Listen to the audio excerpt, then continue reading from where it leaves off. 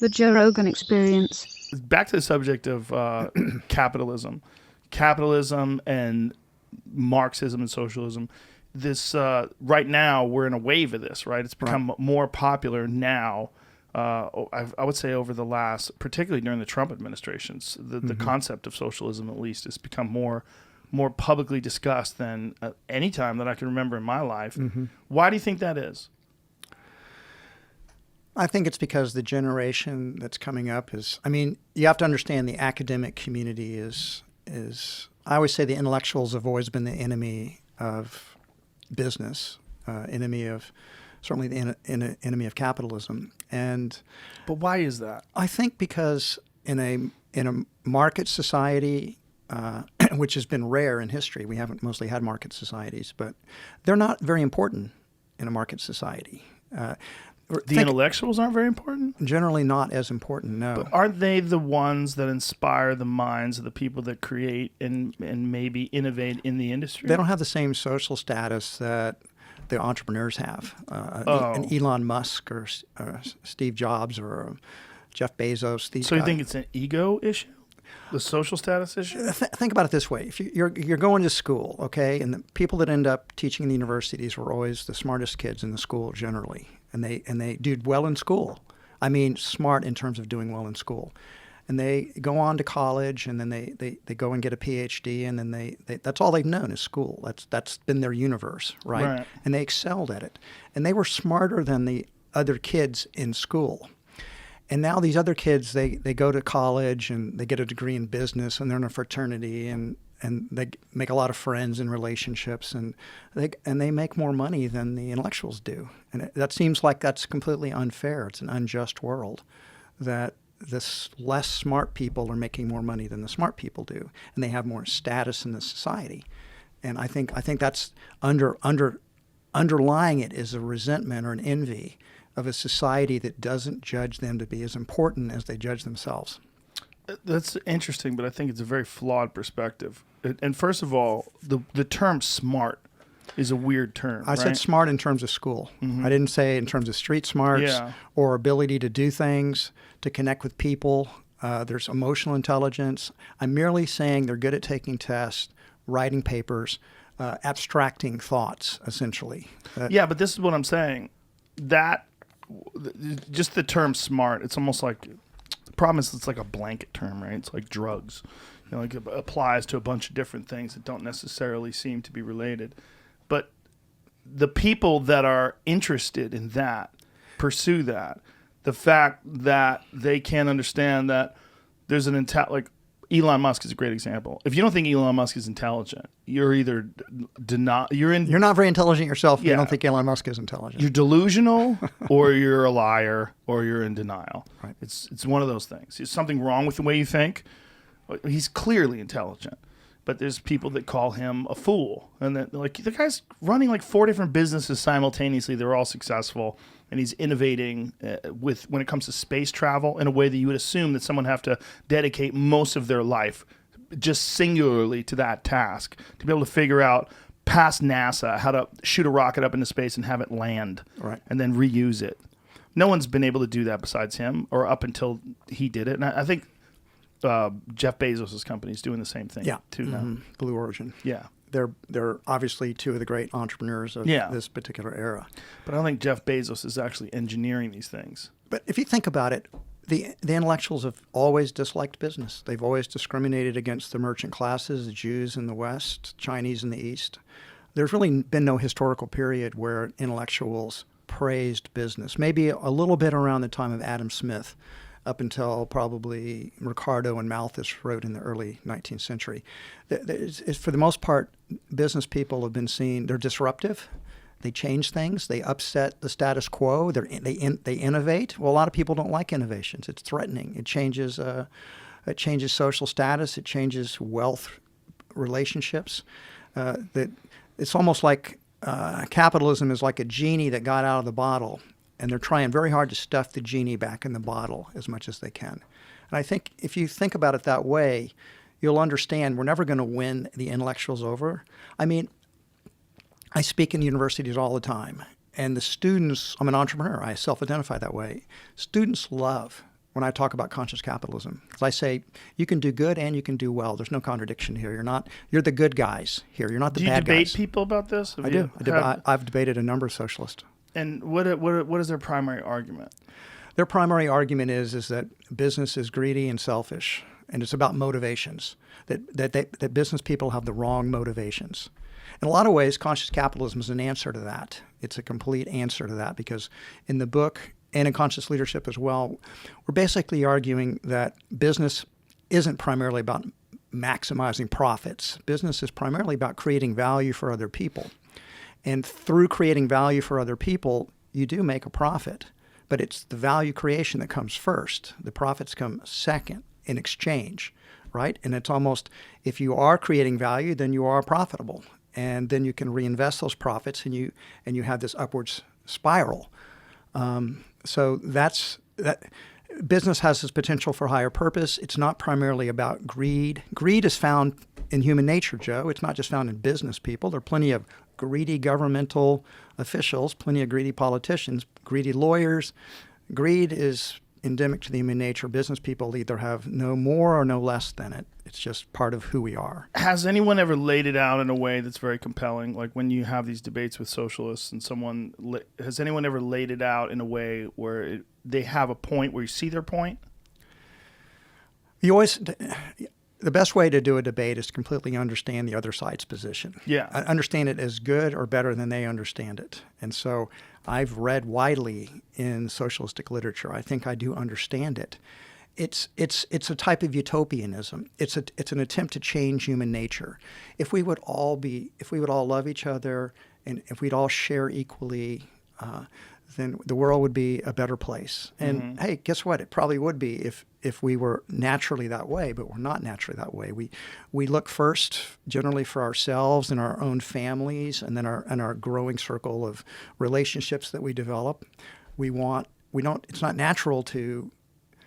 natural to want your own children to have advantages. That's just human nature, to want your children to flourish because you raise them, you love them. And somehow or another to say that's unfair is cutting against human nature. People are always going to look for advantages or privileges, so to speak, for their children. Yeah, people don't like when people have advantages and have victories, because then someone has to lose. And when someone loses, they equate that someone losing with a bad feeling, with that person being victimized. Like there's some. All right, so here's a big idea we talk about in Conscious Leadership. We have a chapter called Find Win-Win-Win Solutions. The metaphors that we use to think about society tend to be very binary, good versus evil, light versus darkness, win versus lose. And so they tend to think of business as a win-lose game. Somebody wins and somebody else is losing. But the beauty of capitalism is it's a win-win-win game. It's an infinite game. It's a game because the customers are winning or they wouldn't trade. The employees are winning. How are the customers winning? They're getting products and services and there's competition to make those services and products better. The employees are winning because they have jobs and opportunities to grow. Benefits are paid, and they do that voluntarily. They're not forced to work for any particular company. They do it because they think it's in their best interest. Win for the employees.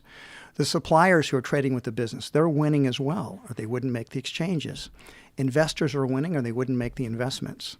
And the larger society is winning because business is the engine that creates all the money that goes into nonprofits and governments. Without business, there is no government and there is no nonprofit sector, because those are ultimately supplied through what business creates. So business is a win-win-win game. All of these stakeholders are winning, and that's why capitalism lifts society up. Socialism is an attempt to reverse that back to a win-lose game. And that's why it always fails.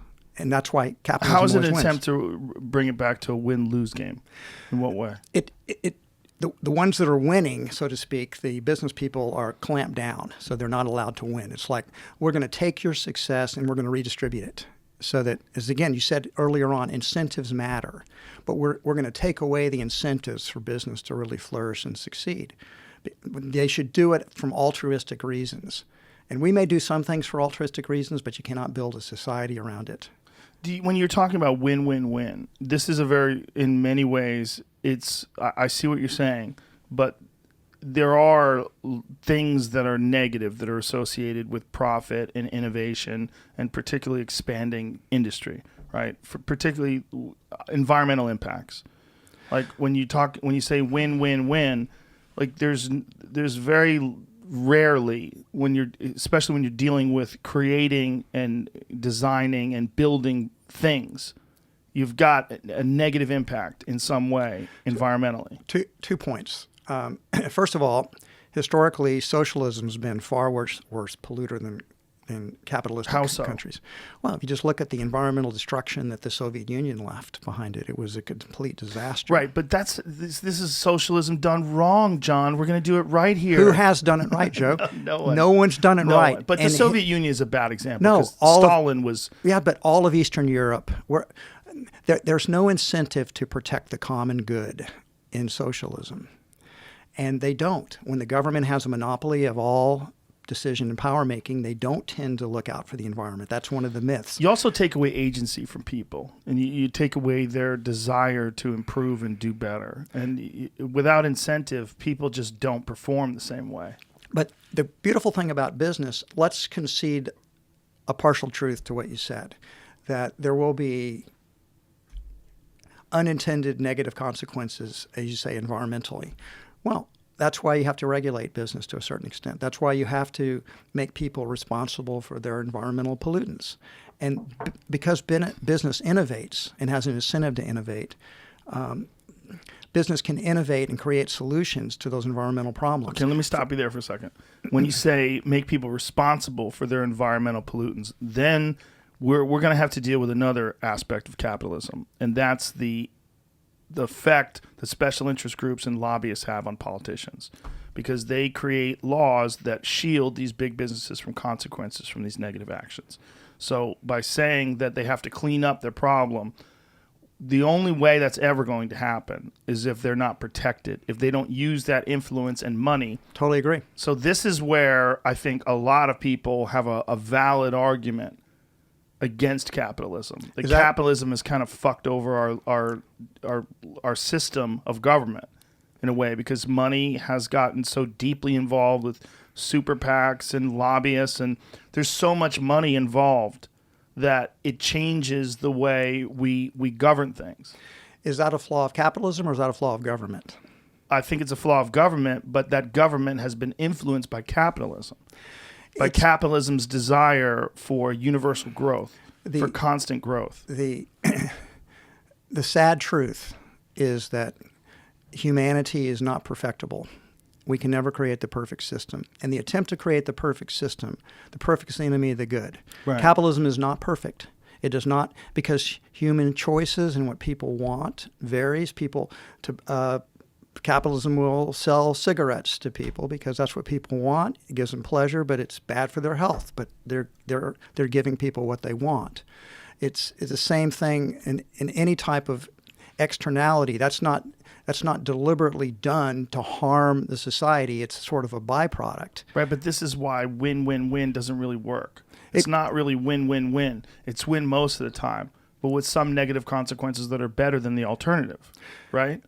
But what you strive for is to take those externalities or those negative consequences and try to, through good government, to minimize them or lessen them. I'll give you an example. So you used to live in L.A. Well, when I went to L.A. back in the early 80s, it was like going to New Delhi today. I couldn't see. My lungs hurt less than 24 hours. Right. But through good regulations, the air in L.A. is a fraction as polluted as it was 40 years ago. We have been able to clean it up. That is an example of how you can take the worst impacts of industrialization and ameliorate them or lessen them. Episodes of the Joe Rogan Experience are now free on Spotify. That's right, they're free. From September 1st to December 1st, they're going to be available everywhere. But after December 1st, they will only be available on Spotify, but they will be free. That includes the video. The video will also be there. It'll also be free. That's all we're asking. Just go download Spotify. Much love. Bye-bye.